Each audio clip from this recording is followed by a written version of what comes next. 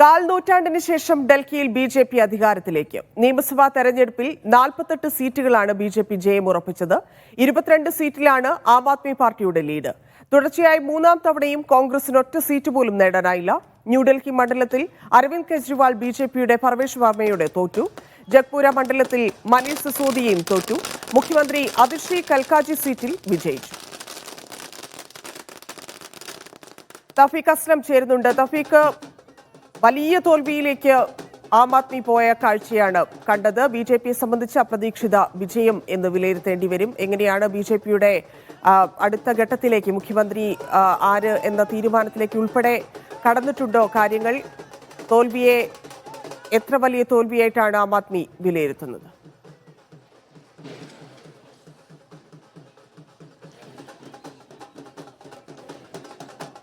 തന്നെ ബി.ജെ.പി. പ്രതീക്ഷിച്ചതിനേക്കാൾ കൂടുതൽ വിജയം ഡൽഹിയിലെ ജനങ്ങൾ ബി.ജെ.പിക്ക് നൽകിയിരിക്കുന്നു എന്ന് വേണം നമ്മൾ മനസ്സിലാക്കാൻ. അതാണ് ഈ 48 എന്ന് പറയുന്ന സംഖ്യ. ആം ആദ്മി ഒരിക്കലും വിചാരിച്ചിരുന്നില്ല ബി.ജെ.പി. ഡൽഹിയിൽ അധികാരത്തിലേറുമെന്ന്. കാരണം അവർ അത്രയധികം പണി ബി.ജെ.പിക്കെതിരെയും അതോടൊപ്പം തന്നെ ഡൽഹിയിൽ ഭരണം നിലനിർത്താനൊക്കെയായിട്ട് ഡൽഹിയിൽ എടുത്തിരുന്നു. എന്നാൽ അതൊന്നും ഡൽഹിയിലെ ജനങ്ങൾ കേട്ടില്ല, കണ്ടില്ല എന്ന് വേണം നമ്മൾ മനസ്സിലാക്കാൻ. പടുകൂറ്റൻ വിജയം തന്നെ ഡൽഹിയിലെ ജനങ്ങൾ ബി.ജെ.പിക്ക് നൽകിയിരിക്കുന്നു. ബി.ജെ.പി. ആസ്ഥാനത്ത് നിന്ന് രാവിലെ 10 മണി മുതൽ ആരംഭിച്ച ആഘോഷമെല്ലാം ഇപ്പോഴും തുടരുന്നതായിട്ട് വേണം നമുക്ക് മനസ്സിലാക്കാൻ. എനിക്ക് പിന്നിലായി കാണുന്നത് ബി.ജെ.പിയുടെ ഡൽഹിയിലെ സംസ്ഥാന ഓഫീസാണ്. ഈ ഓഫീസിൽ ഇന്നലെ രാത്രി മുതൽ തന്നെ നിരവധി പ്രവർത്തകരെത്തിയിരുന്നു. ആഘോഷങ്ങൾക്കായിട്ടുള്ള തയ്യാറെടുപ്പുകളിലായിരുന്നു അവർ. എന്നാൽ അതൊന്നും പാഴായിരുന്നില്ല. പോസ്റ്റൽ ബാലറ്റുകൾ എണ്ണിയ സമയം മുതൽ തന്നെ ബി.ജെ.പി. വ്യക്തമായിട്ടുള്ള ഭൂരിപക്ഷം നിലനിർത്തി പോന്നിരുന്നു.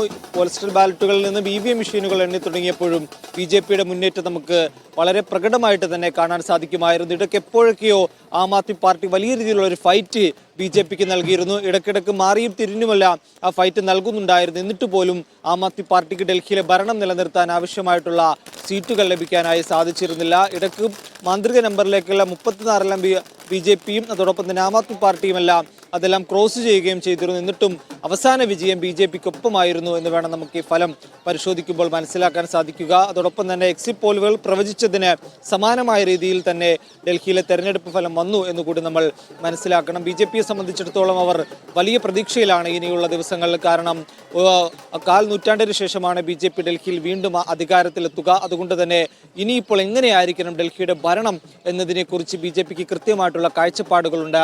ഡൽഹിയുടെ വികസനം എങ്ങനെ മുന്നോട്ട് പോകണം എന്നതിനെക്കുറിച്ച് ബി.ജെ.പിക്ക് കൃത്യമായിട്ടുള്ള കാഴ്ചപ്പാടുകളുണ്ട്.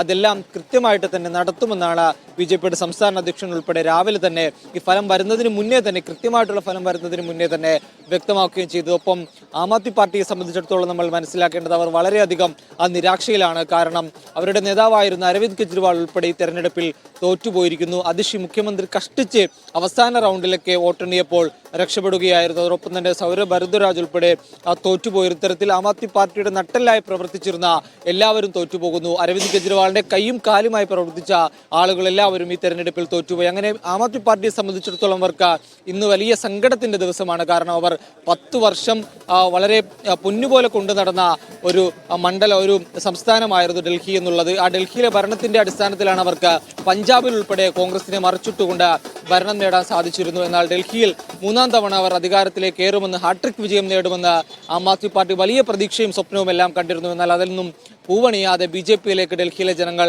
അധികാരം നൽകുകയായിരുന്നു ഉണ്ടായത്. ഒപ്പം കോൺഗ്രസിന്റെ കാര്യം കൂടി നമ്മൾ പരിശോധിക്കേണ്ടതുണ്ട്. കോൺഗ്രസ് സഖ്യമില്ലാതെയാണ് ഇത്തവണ മത്സരിച്ചത്. ആം ആദ്മി പാർട്ടി സഖ്യത്തിനില്ല എന്ന് ആം ആദ്മി പാർട്ടി കൺവീനറായിരുന്ന അരവിന്ദ് കെജ്രിവാൾ തന്നെയാണ് ആദ്യം വ്യക്തമാക്കിയത്. തങ്ങൾ ഒറ്റയ്ക്ക് ഡൽഹിയിൽ മത്സരിച്ചോളാമെന്നാണ് കോൺഗ്രസിനോട് ആദ്യം ആം ആദ്മി പാർട്ടിയുടെ കൺവീനറായിരുന്ന അരവിന്ദ് കെജ്രിവാൾ പറഞ്ഞത്. പിന്നീട് കോൺഗ്രസിന്റെ ഭാഗത്തു നിന്നുകൊണ്ട് ഒരു തരത്തിലുള്ള ചർച്ചകളും മുന്നോട്ട് പോയിരുന്നില്ല. അല്ലെങ്കിൽ ഒരു ഇന്ത്യ സഖ്യമായി നിന്നുകൊണ്ട് ഡൽഹിയിൽ മത്സരിക്കാമെന്ന് തന്നെ ഒരു തീരുമാനം കോൺഗ്രസിന്റെ ഭാഗത്തു നിന്നുകൊണ്ടും അവരും അത്തരമൊരു ഇനിഷ്യേറ്റീവ് ഒന്നും എടുത്തിരുന്നില്ല. അതിന്റെ ഒരു ഫലം കൂടിയാണ് ഇപ്പോൾ കാണുന്നത്. കോൺഗ്രസിനെ സംബന്ധിച്ചിടത്തോളം ഈ നിയമസഭയിലും തുടർച്ചയായിട്ടുള്ള മൂന്നാം തവണയാണ് കോൺഗ്രസിന് അംഗമില്ലാതെ ഡൽഹി നിയമസഭ ഇനിയിപ്പോൾ പുതിയ സർക്കാർ രൂപീകരിക്കാൻ പോകുന്ന തുടർച്ചയായിട്ടുള്ള മൂന്നാം തവണയും കോൺഗ്രസ് സംയോജിതരാവുകയാണ്. ഒരു സീറ്റ് പോലും കോൺഗ്രസിന് ലഭിക്കുന്നില്ല എന്ന് വേണം നമ്മൾക്ക് ഈ ഫലത്തിൽ നിന്ന് മനസ്സിലാക്കാൻ. കാരണം കഴിഞ്ഞ 3 തവണയും കോൺഗ്രസ് പാടെ തോറ്റുപോവുകയാണ്.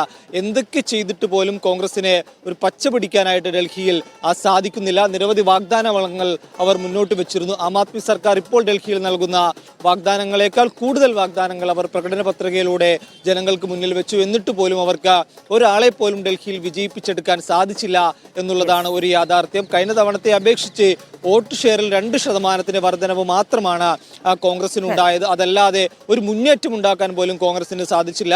എല്ലാ മണ്ഡലങ്ങളിലും മത്സരിച്ചിരുന്നുവെങ്കിലും ഒരു സീറ്റിൽ മാത്രമാണ് കോൺഗ്രസിന് 2ാം സ്ഥാനത്ത് പോലും എത്താനായതെന്നാണ് നിലവിലത്തെ തെരഞ്ഞെടുപ്പ് ഫലം നമുക്ക് പരിശോധിക്കുമ്പോൾ മനസ്സിലാക്കാൻ സാധിക്കുന്നത്. അതും കോൺഗ്രസിന്റെ സംസ്ഥാന അധ്യക്ഷനാണ് അത്തരം 2ാം സ്ഥാനത്തെങ്കിലും എത്താൻ സാധിച്ചത്. ബാക്കിയുള്ള ആളുകളെല്ലാം 3ാം സ്ഥാനത്തേക്ക് പോകുന്ന ഒരു കാഴ്ച കൂടി നമ്മൾ ഈ തെരഞ്ഞെടുപ്പിൽ കണ്ടു.